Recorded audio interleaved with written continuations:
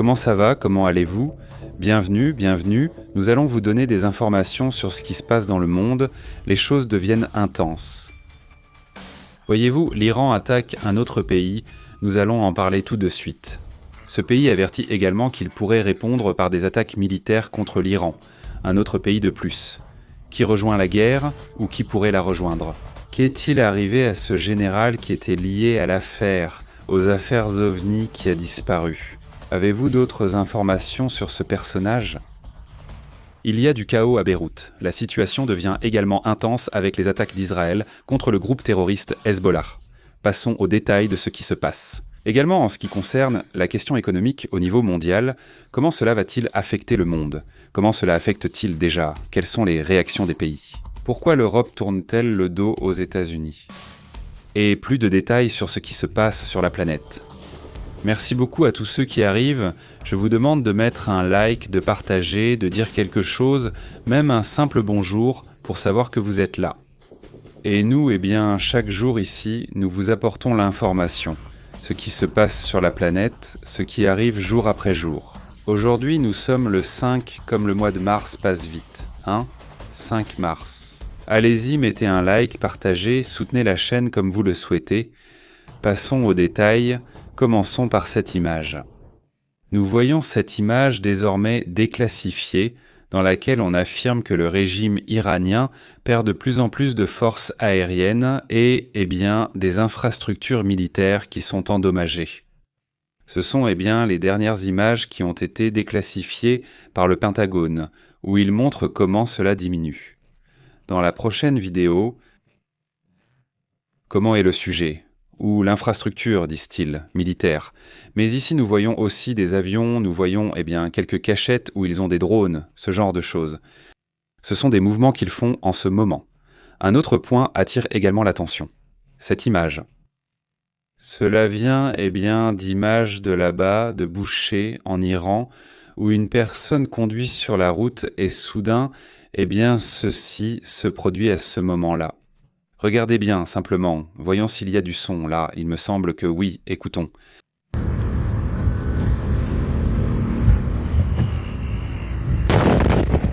Impressionnant, impressionnant, impressionnant. De multiples images de différents endroits. Comment ça s'est passé? Un grand salut à la communauté, mais allons-y donc aux images suivantes. Bien, regardez, rien que ce qui se passe ici. D'après les rapports, au moins 30 commissariats là-bas. En Iran, 30 commissariats de police iraniens appartenant au régime islamique auraient été bombardés au cours des 40 dernières minutes selon les rapports. C'est vraiment incroyable. Regardons un peu cette image et écoutons ce moment.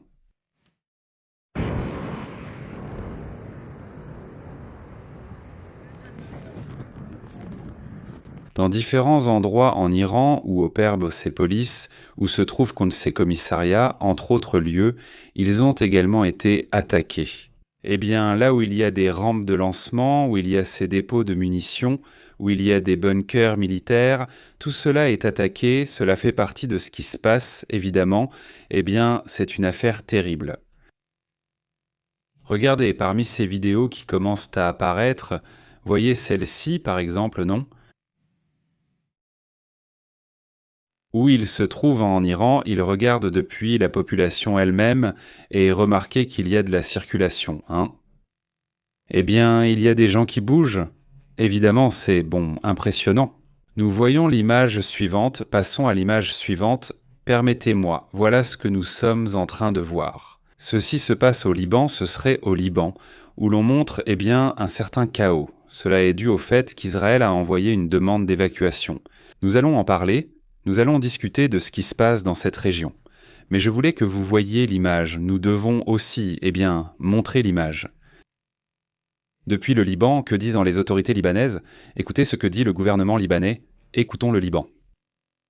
J'espère que tout le monde comprend que la décision d'interdire toute activité militaire menée par le Hezbollah ou des éléments qui lui sont affiliés est définitive et que toute personne qui enfreindra cette décision sera hors la loi. En tant que président de la République et commandant en chef des forces armées, j'ai donné l'ordre à l'armée et aux forces de sécurité d'arrêter tout contrevenant. et d'appliquer immédiatement le plan de l'armée pour désarmer le Hezbollah dans le nord du Liban, même par la force, même si cela devait mener à un affrontement entre l'armée et le Hezbollah. Personne n'est au-dessus de la loi, ni plus grand que sa patrie. À ton service, Liban. À ton service, Liban, dit Joseph Lone, le président du Liban, en disant « Voyons, vous ne pouvez pas avoir d'armes. » Et si l'armée doit affronter directement le Hezbollah, elle le fera, affirme le président libanais José Blaou. Nous allons discuter tout de suite de ce qui se passe, mais il est évident que cette situation est importante. Et nous allons voir. Au fur et à mesure que le direct avance, certains sujets précis apparaîtront aussi, comme ce moment que l'on observe. Nous allons afficher l'image en entier. Ceci est une attaque qui pourrait changer la guerre. Du moins dans la façon dont elle se déroule. Maintenant, nous allons voir le premier moment et ensuite nous en discuterons.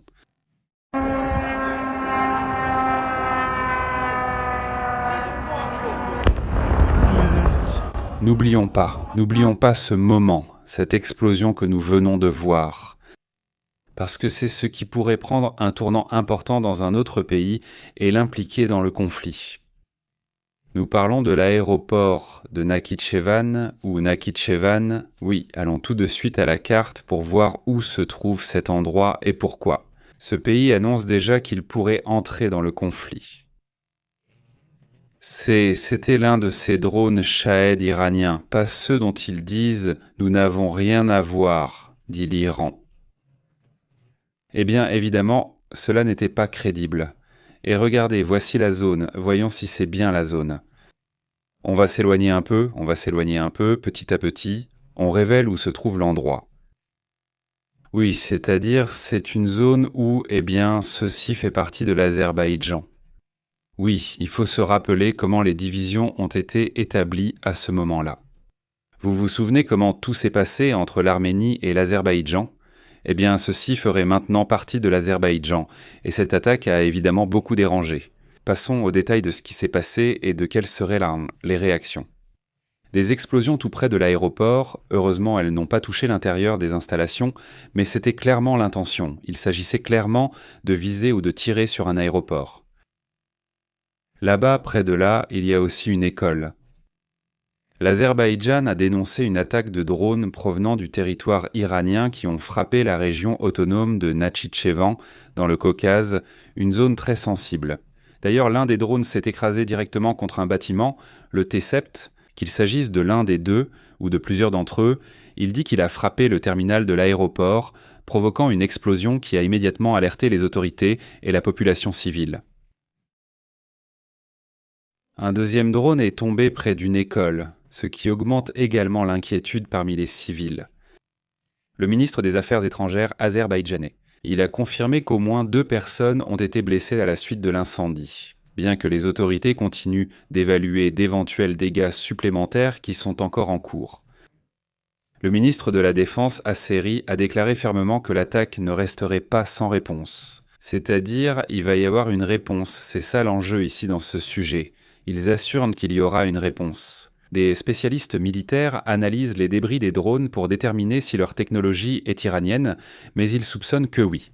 Ils veulent voir l'origine exacte, les systèmes de guidage possibles qui ont été utilisés lors de cette opération afin de déterminer de manière définitive si c'était l'Iran ou non. Mais il y aura une réponse, dit-il. Le gouvernement d'Azerbaïdjan a déjà convoqué, c'est-à-dire, dès le début, ils ont déjà appelé l'ambassadeur d'Iran, ils ont dit « Écoute, viens ici et donne-nous une explication sur cette situation. » Oui. En réponse, l'Iran a lancé une vague d'attaques avec des missiles et des drones contre Israël, en ce moment. Des rapports indiquent également qu'il y a des explosions à Dubaï, à Abu Dhabi, à Riyad,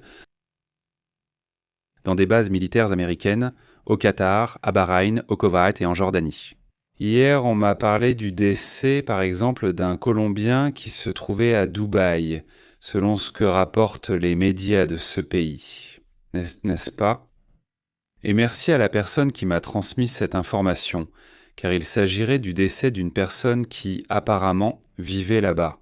Je suppose qu'il travaillait là-bas, d'après ce que je comprends. Dans le rapport du média colombien, il est dit qu'il travaillait dans ce pays et qu'il a perdu la vie alors qu'il se trouvait dans un appartement colombien. Regardez. À cause d'un missile qui a frappé de ce côté-là. Ou à la fin, je me dis, ok, évidemment, il y a des pertes. Des pertes qui parfois, sont étranges. Car ils ne sont pas directement impliqués dans le conflit, contrairement à d'autres. Par exemple, si aujourd'hui tu es sur un front ou au milieu d'un conflit, ce serait plus logique, mais soudain il y a des gens qui meurent alors qu'ils ne sont pas au cœur du conflit, mais qu'ils sont à Dubaï ou dans d'autres pays. Eh bien oui, cela attire l'attention parce que cela a le potentiel d'enflammer le Moyen-Orient, et c'est clairement l'intention. L'intention est d'enflammer le Moyen-Orient. Maintenant, il y a plusieurs sujets.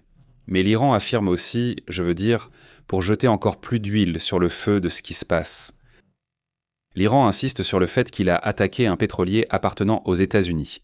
L'Iran a assuré aujourd'hui, jeudi, qu'il avait attaqué un pétrolier américain dans le nord du golfe Persique. Selon le communiqué de la même garde révolutionnaire iranienne, le navire n'a été touché à l'aube par des unités navales du corps militaire d'élite. Tu te souviens de leur version, à eux? Le pétrolier aurait pris feu après l'impact, mais cette information n'a pas encore pu être confirmée jusqu'à présent. Nous allons attendre de voir si cette information est vraie, car ce serait énorme. Et évidemment, cela augmenterait encore plus la tension dans le détroit d'Ormuz, Pour l'instant, même si les États-Unis ont déclaré que le gouvernement des États-Unis, vont garantir le passage des pétroliers. Ou bien y a-t-il des garanties? Vamos. Allons-y, une sécurité payée par le gouvernement des États-Unis. Et pas seulement cela, mais les pétroliers qui vont passer par ici seront escortés par des militaires. Regardez, c'est juste pour nous donner une idée du problème que cela représente pour certains pays, comme l'Asie, des pays en Asie, le Japon par exemple. Au Japon, 90% du pétrole et du gaz qu'ils reçoivent provient d'ici, de cette région, 90%. Là-bas, la Corée, par exemple, la Corée du Sud, reçoit aussi environ 70 à 80% de son pétrole d'ici. Alors maintenant que le pétrole ne sort plus d'ici, comment pensez-vous que se portent le Japon et la Corée? Pourquoi pensez-vous que nous avons vu les chutes des marchés boursiers là-bas? Parce qu'on ne sait pas encore d'où ils vont tirer toute l'énergie dont ils ont besoin, on ne sait pas, il n'y a pas de solution. Tout est déjà convenu. Le pétrole qui circule dans le monde, celui qui va aux États-Unis, celui qui va en Europe, tout cela est déjà acheté et convenu. Autrement dit, ils ne vont pas soudainement produire des millions de barils de pétrole pour les envoyer au Japon depuis ailleurs. Je ne sais pas, ils pourraient le faire quelques mois, mais pas tout de suite. Donc soudainement, il pourrait y avoir une pause. De pétrole, de gaz vers le Japon, imaginez toute la machine et tout ce dont le Japon a besoin pour produire et pour rester éclairé, etc. Oui, ce serait vraiment terrible, car comme il n'y a aucune certitude en ce moment qu'il y aura suffisamment d'énergie, évidemment c'est inquiétant. La tension mondiale n'est pas une tension normale, c'est-à-dire que ce n'est pas la tension d'une guerre qui se passe ailleurs. Non, cela va bien au-delà. Alors, voyons ce qui va se passer avec ce pétrolier. Si c'est vrai, cela va encore plus tendre cette zone. Mais en attendant, passons à un autre sujet.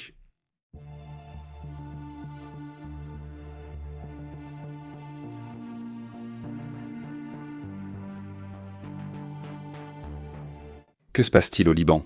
Voyons les détails. Nous avons vu il y a quelques instants José ou Joseph Hanou, qui est ce personnage.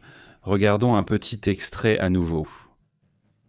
Comprenez que la décision d'interdire toute activité militaire menée par le Hezbollah ou des éléments qui lui sont affiliés, Interdire toute activité militaire menée par le Hezbollah, c'est ce que dit Joseph Hanou, le président là-bas du Liban. Non, mais il dit ce qui suit. Allons dans le détail. Pourquoi? Lorsqu'il fait l'annonce que le Hezbollah ne peut pas avoir d'armes, non, tout simplement ce n'est pas possible.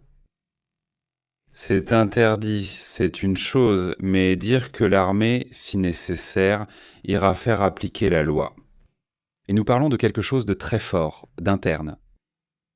Lui, en plus, il est habillé en militaire, normalement, on ne se souvient pas de Youssef, il porte toujours une cravate.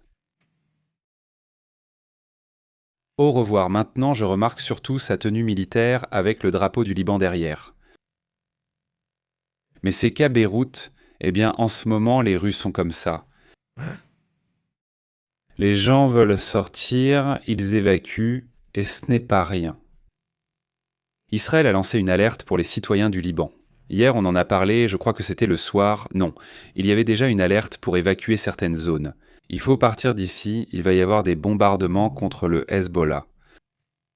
Le conflit au Moyen-Orient change de phase, non? Laquelle? Israël a ordonné une évacuation immédiate dans les banlieues du sud de Beyrouth, ainsi que dans l'une des zones où se trouve le bastion du groupe armé. Bonjour. Cet appel a été lancé publiquement par l'armée israélienne, évidemment en arabe, afin qu'il soit entendu par la majorité, avertissant de une zone où vivent donc des centaines de milliers de personnes qui ont quitté les lieux pour sauver leur vie face à d'éventuels bombardements. L'ordre, évidemment, a provoqué des scènes de panique, où des milliers de personnes ont commencé à fuir vers la partie nord de la ville de Beyrouth. Allons à la carte pour observer cette situation, car les attaques ne sont pas dirigées vers le sud du Liban, qui est normalement la zone habituellement visée. C'est-à-dire cette zone n'est pas la plus courante. Pas toute cette partie, mais parfois lorsque les choses se sont compliquées. Dans le sud de Beyrouth, dans cette partie, quelques attaques sont lancées. Normalement, si on s'approche, on va le voir comme sur une vue aérienne, ce sont généralement des attaques de précision. Prenons un exemple, d'accord ? C'est-à-dire, ce n'est évidemment pas ce bâtiment ni rien de tout cela, mais disons que les renseignements détectent que ce bâtiment est un lieu où se tiennent les réunions des chefs. Bombardé juste pour donner un exemple, d'accord ? Alors, ils disent, dans cet endroit, dans un rayon d'environ 1 km, il faut évacuer. Et ils envoient les cartes. Ils envoient des tracts, parfois avec des avions, ou parfois simplement par message sur téléphone portable.